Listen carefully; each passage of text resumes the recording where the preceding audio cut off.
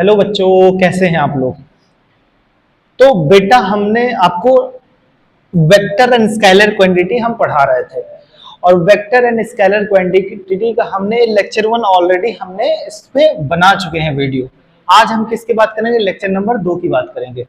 अब lecture number 2 में जो मेन चीज है वो बेटा क्या क्या है?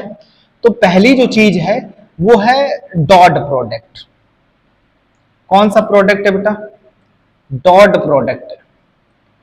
इसके बारे में हम पहले बात करेंगे। फिर हम किसके बारे में बात करेंगे? क्रॉस प्रोडक्ट की बात करेंगे। Cross product. कोई दिक्कत? तो बेटा एक चीज हमने इससे पहले वाले लेक्चर में डिस्कस किया था कि अगर मेरे पास कोई वेक्टर ए है, कोई वेक्टर बी है और आर मुझे निकालना है। आर क्या होता है? रिजल्टेंट होता है। क्या होता है बेटा? रिजल्टेंट होता है। अब ए कोई भी वेक्टर, ए का मतलब, इसका मतलब क्या है? ये डायरेक्शन दे रहा है। क्या दे रहा है बेटा? डायरेक्शन दे रहा है। ये भी क्या दे रहा है? डायरेक्शन दे रहा है। और ये क्या होता है? उसका नॉर्मल नंबर होता है। क्या होता है? नंबर होता है। कांस्टेंट होता है या कांस्टेंट। ठीक है। तो हमने फॉर्मूला जब डिफाइंड किया था आर इक्वल टू रूट में ए का स्क्वायर प्लस बी का square plus 2ab cos theta, ये वाला हमने रिजल्टेंट का फॉर्मूला भी डिफाइंड किया था। समझ आ रहा है कि नहीं आ रहा है? अब बेटा हम किसकी बात करेंगे? क्रॉस प्रोडक्ट की और डॉट प्रोडक्ट की।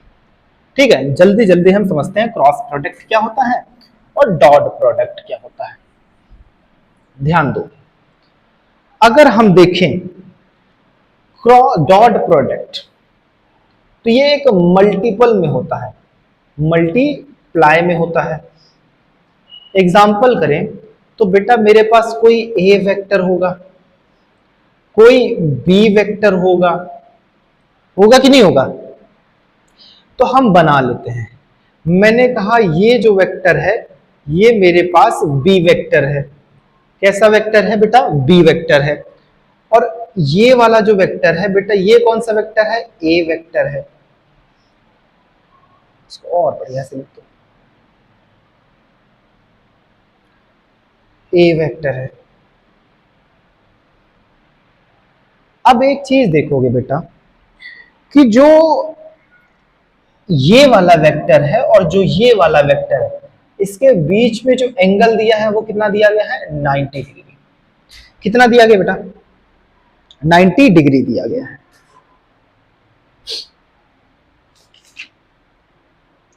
और अगर हम बात करें तो इसको हम एंगल भी मान सकते हैं। क्या मान सकते हैं? एंगल भी मान सकते हैं। तो ध्यान दो बेटा, ये वाला वेक्टर जो होता है वो होता है कॉस, और ये वाला जो वेक्टर होता है ये होता है साइन। ठीक है, इसको और एक तरीके से डिफाइन कर सकते हैं। ये हो गया x और ये हो गया y। अगर एक x वाले कंपोनेंट की बात करें तो ये कैसा हो जाएगा? कॉस में हो जाएगा। अगर y वाले कंपोनेंट की बात करते हैं, इस वाले की बात करते हैं, तो ये वाला कैसा हो जाएगा? साइन हो जाएगा। समझ आ रहा है कि नहीं आ रहा है? तो अब हमारा जो डॉट प्रोडक्ट में यूज होगा जो फॉर्मूला, जो डॉट प्रोडक्ट में यूज होगा फॉर्मूला बेटा, वो क्या होगा? उसको भी हम डिराइव कर लेते हैं। ध्यान दो, अगर मेरे पास a डॉट b है, vector a dot vector b, तो क्या हो जाएगा? a b cos theta. बेटा ये इसका फॉर्मूला हो जाएगा। समझ आ रहा है कि नहीं आ रहा? a b, a कैसा है? a क्या है? स्केलर क्वांटिटी है। b क्या है? स्केलर क्वांटिटी है। ये a क्या है? अभी इसका डायरेक्शन नहीं है। इसका डायरेक्शन है? नहीं, इसका डायरेक्शन है। तो हम इसको मान सकते हैं स्केलर क्वांटिटी, मान सकते हैं कि नहीं मान सकते? ये भी क्या हो सकता है? Scalar quantity. ये वाला जो ये वाला होगा एंगल, ये क्या हो जाएगा बेटा? एंगल हो जाएगा। डॉट प्रोडक्ट का फॉर्मूला है ये। इस पे क्वेश्चन करते हैं, है ना? इस पे क्वेश्चन कर लेते हैं पहले। चलो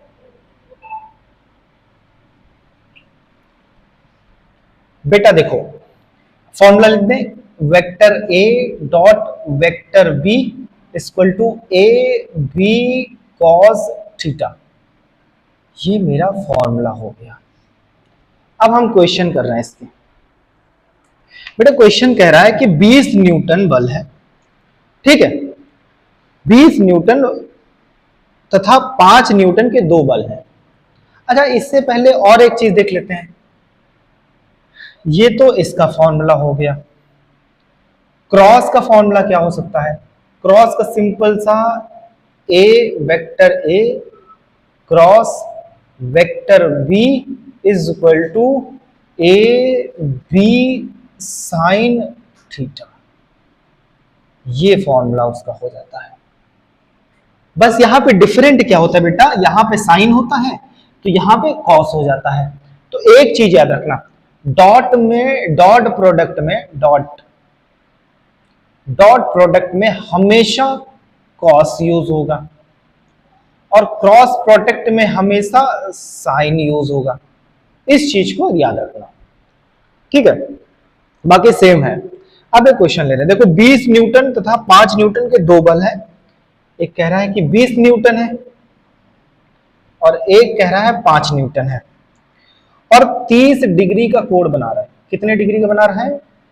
30 डिग्री का कोण बना रहा है।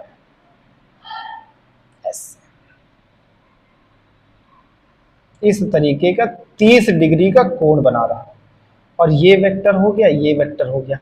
ये कह रहा है कि 20 मीटर है, 20 न्यूटन है और ये कह रहा है 5 न्यूटन है। तो पहले तो हमें इसका क्या निकालना है? स्केलर एंड वेक्टर फाइंड करना है। क्या फाइंड करना बेटा? Scalar and vector. एक तो चीज बेटा देखोगे, एक तो चीज देखोगे कि ये वाला क्या है? डॉट प्रोडक्ट को और किस नाम से जानते हैं बेटा? डॉट प्रोडक्ट को और किस नाम से जानते हैं? स्केलर। कौन सा है? स्केलर क्वांटिटी है। और क्रॉस प्रोडक्ट को और किस नाम से जानते हैं? तो वेक्टर क्वांटिटी। तो ध्यान देते हैं, पहले स्केलर का निकाल लेंगे फिर वेक्टर का निकाल लेंगे। समझ आ रहा है कि नहीं आ रहा? कोई दिक्कत? देखो, हम मानते हैं स्केलर का फॉर्मूला क्या है मेरे पास, यानी कि डॉट का है ए डॉट बी, फॉर्मूला क्या है? A B cos theta. फिर हम दूसरा देख लेते हैं, वेक्टर का क्या है? A cross B equal to A B sine theta. ध्यान दो बेटा, इसमें अगर हम इसकी वैल्यू रखेंगे, ए की वैल्यू कितनी है? यहां पे हम मान सकते हैं ए की वैल्यू है 20 न्यूटन और बी की वैल्यू है 5 न्यूटन। तो बेटा यहां पे वैल्यू रखेंगे तो 20 मल्टीप्लाई 5 मल्टीप्लाई कॉस कितना है? 30 डिग्री है। और यहां पे देखें तो 20 मल्टीप्लाई 5 मल्टीप्लाई साइन 30 की वैल्यू है। इनको अगर करेंगे तो 20 25 का कितना होता है? 100 मल्टीप्लाई कॉस 30 की वैल्यू कितनी होती है? √3/2। ये कट जाएगा, बचेगा 50। तो इसका आंसर 50√3 आ जाएगा। तो सेम ये भी कितना है? 100 है, 1/2 होती है। तो इसकी वैल्यू क्या आ जाएगी बेटा? 50 आ जाएगी। समझ आ रहा है कि नहीं आ रहा है? कोई दिक्कत? ये हो गया। देखो फॉर्मूले में ज्यादा, बहुत ज्यादा रॉकेट वाला नहीं है, बहुत ज्यादा रॉकेट साइंस नहीं है फॉर्मूले में, समझ आ रहा है कि नहीं आ रहा है भैया। यहाँ पे कॉस है सिर्फ, और यहाँ पे साइन है सिर्फ, और ये जब कॉस होगा तो डॉट प्रोडक्ट होगा, और डॉट मतलब स्केलर है, और जब कभी साइन होगा तो ये कैसा वेक्टर होगा, वेक्टर होगा। समझ आ रहा है कि नहीं आ रहा है? तो इसमें बहुत ज्यादा दिक्कत वाली बात नहीं है। अब दूसरे क्वेश्चन की बात करते हैं। ये क्वेश्चन हो गया,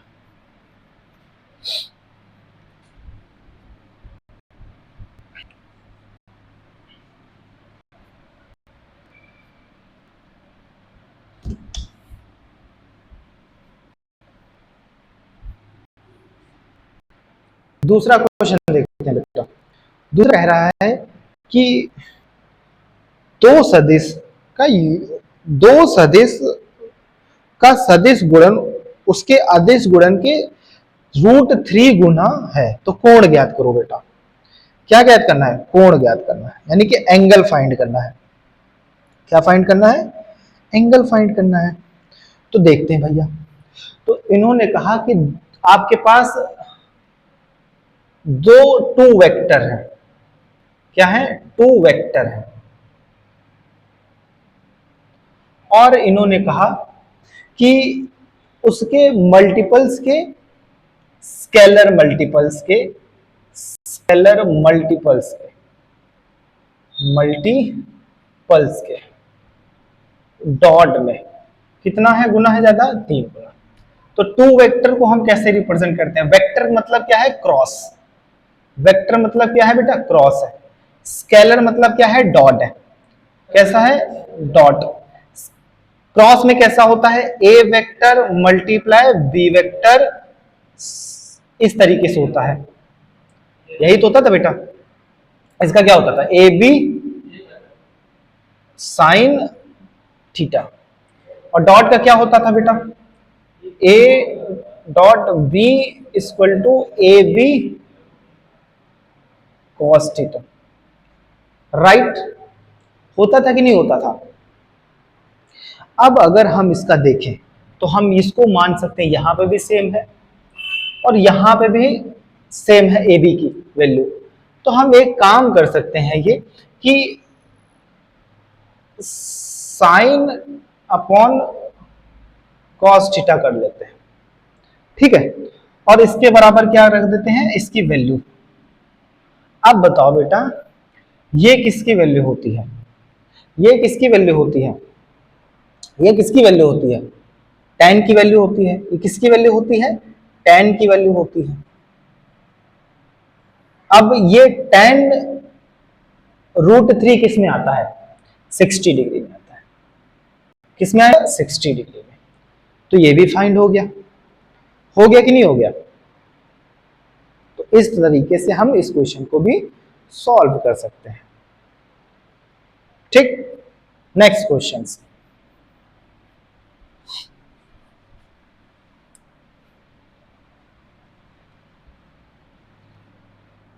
देखो दूसरा क्वेश्चन कह रहा है कि अगर मेरे पास फोर्स है, वर्क का फॉर्मूला क्या होता है? Work equal to F displacement. समझ आ रहा है कि नहीं आ रहा है? अब इसमें कहा गया है कि बल तथा विस्थापन एक स्केलर क्वांटिटी है। क्या कह रहा है? कि जो फोर्स है एंड जो डिस्प्लेसमेंट है वो कैसी क्वांटिटी है? स्केलर क्वांटिटी है। कैसी क्वांटिटी बता रहा है? स्केलर। स्केलर मतलब डॉट। क्या बता रहा है? डॉट। डॉट प्रोडक्ट कर लिया। फिर कह रहा है कि इनके बीच का एंगल क्या बन रहा है? 60 डिग्री, और 40 न्यूटन का बल और 2 न्यूटन का विस्थापन लग रहा है। तो हमने कहा भैया 60 बन रहा है ऐसे, तो ये बी वेक्टर हो गया और ये ए वेक्टर हो गया। इसके बीच एंगल कितना बन रहा है? 60 डिग्री बन रहा है। ये कह रहा है कि 20 न्यूटन और ये कह रहा है कि 2 न्यूटन है। तो हम क्या कर देंगे बेटा? हम क्या कर देंगे? तो सिंपल से देखो, 20 मल्टीप्लाई 2 मल्टीप्लाई cos 60, cos 60 में कितनी होती है? cos 60 की वैल्यू कितनी होती है? 1/2, इसको कट करेंगे तो इसका आंसर कितना आ जाएगा? 20। इसका आंसर कितना आ जाएगा? 20। और वर्ग को किस में नापते हैं बेटा? जूल में। वर्ग को जूल में, तो 20 जूल आ जाएगा। कोई प्रॉब्लम? कोई प्रॉब्लम है बेटा?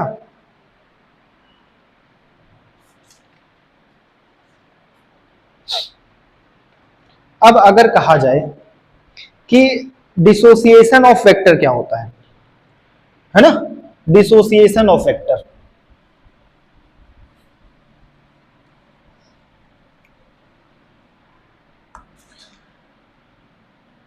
Dissociation of vector.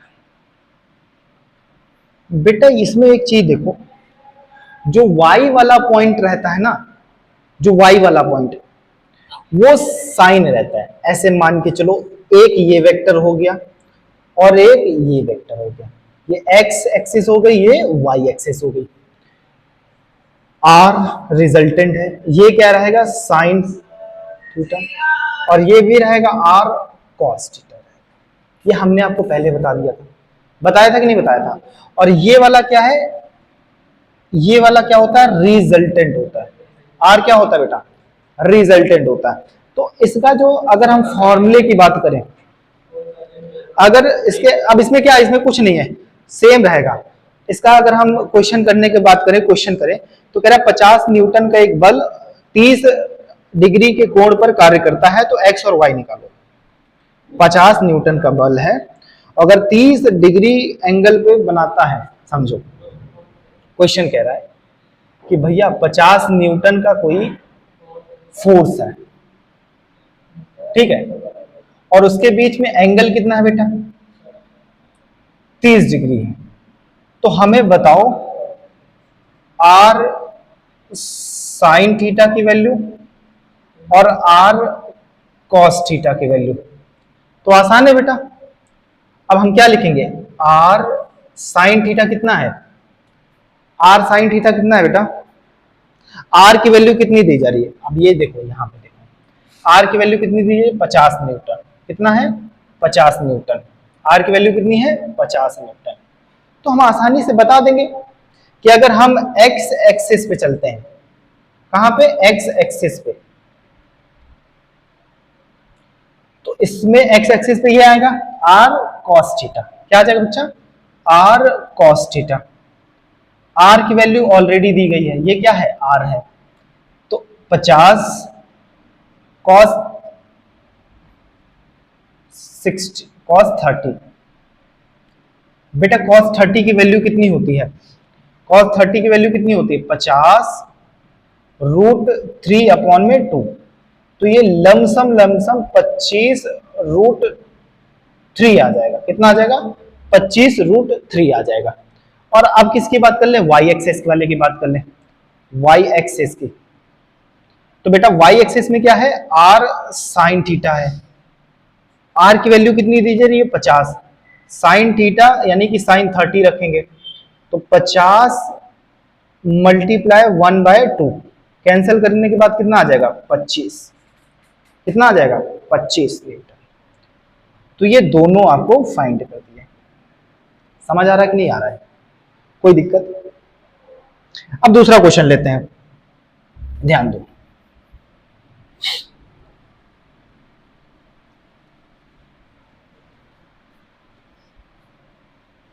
डिसोसिएशन समझ में आ रहा है कि नहीं आ रहा है? डिसोसिएशन में सिर्फ इतना होता है कि जो y वाली एक्सिस होती है और जो x वाली एक्सिस होती है, इसमें r cos थीटा आ जाता है और इसमें r sin थीटा आ जाता है, और ये क्या रहता है?